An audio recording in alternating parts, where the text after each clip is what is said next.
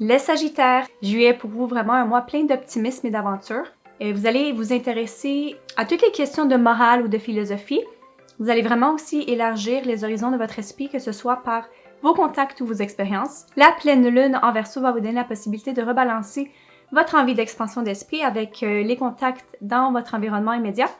C'est peut-être le temps de dire adieu à des croyances qui ne vous servent plus ou à terminer un cours que vous avez commencé auparavant. Donc, c'est de ça que je vais vous parler aujourd'hui. Si vous voulez en savoir plus, je vous invite à écouter le reste de la vidéo.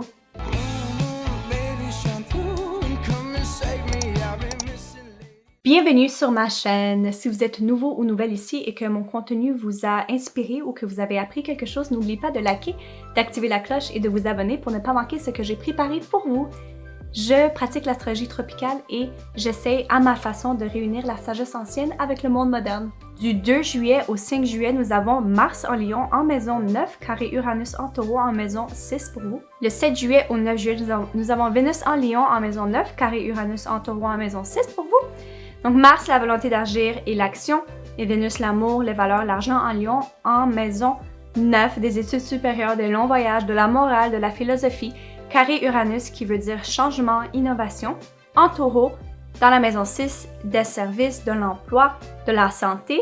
Alors, attendez-vous à des pressions et surprises causées par vos croyances peut-être, ou votre philosophie qui seront mises à l'épreuve. Le 9 juillet à 21h16, heure de l'Est, nous avons une nouvelle lune en Cancer, en maison 8 pour vous. Alors, une remise à zéro, un recentrage, un nouveau départ, un premier souffle pour vous dans la maison de la transformation, des ressources partagées, des crises, de la mort physique, symbolique. Donc, il va y avoir un renouveau dans les domaines qui nous font peur, qui sont tabous, comme la sexualité par exemple. C'est aussi une nouvelle impulsion pour vous, une nouvelle motivation pour quelque chose. Il va y avoir une prise de conscience par rapport à quelque chose qui va peut-être vous faire retrouver votre pouvoir personnel. Du 11 juillet au 15 juillet, nous avons Vénus en Lion en maison 9, conjoint Mars en Lion en maison 9. Alors, c'est Vénus qui est l'amour, les finances, les ressources, le bonheur, et Mars qui est l'action et la volonté, conjoint dans la maison 9 des études supérieures, la philosophie, la morale, les longs voyages. Donc, la fusion de Vénus et Mars, ces deux énergies vont donner dans cette période une approche très passionnée pour vous par rapport à comment peut-être vous apprenez.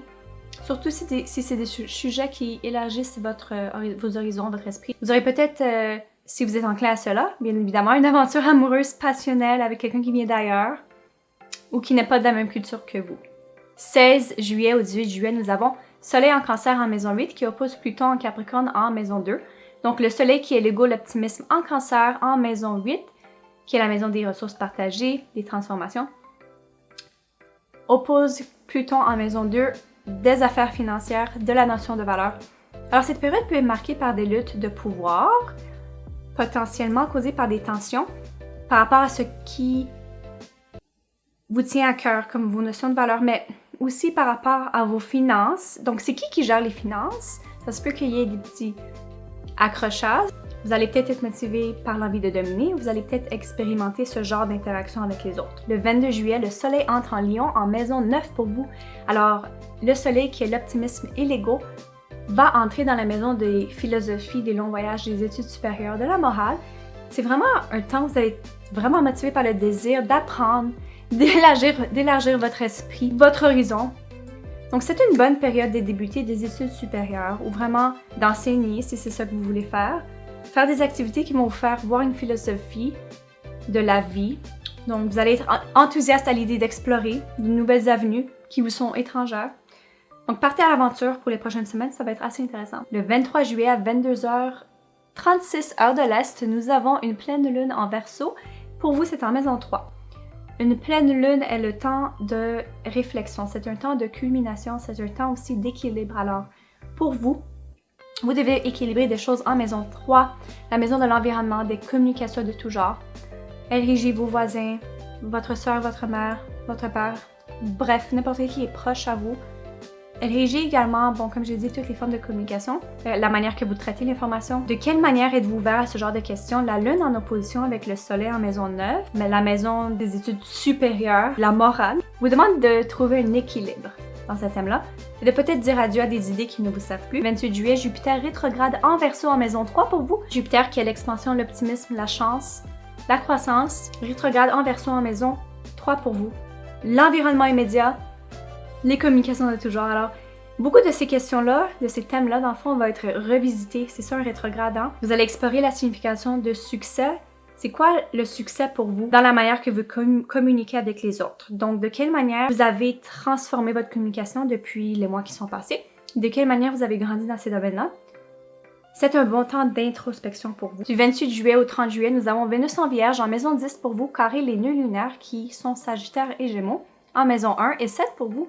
Alors Vénus, la planète de l'amour, l'argent et les valeurs, en maison 10 qui est la réputation et la carrière pour vous, carré les nœuds lunaires, donc Sagittaire et Gémeaux en maison 1 de l'identité et de la motivation première, et puis la maison 7 des relations personnelles et professionnelles. Alors pendant cette période, puisque le nœud Nord représente le chemin que nous devons tous collectivement prendre pour la période donnée, alors il est possible de ressentir des tensions sociales par rapport à votre carrière et dans vos relations personnelles. Vous allez peut-être réaliser que votre sens social n'est pas toujours apprécié ou bien que vos valeurs professionnelles doivent être réorientées pour ne pas créer de conflit entre vos relations. Le 29 juillet, on a Mars qui entre en Vierge en maison 10 pour vous.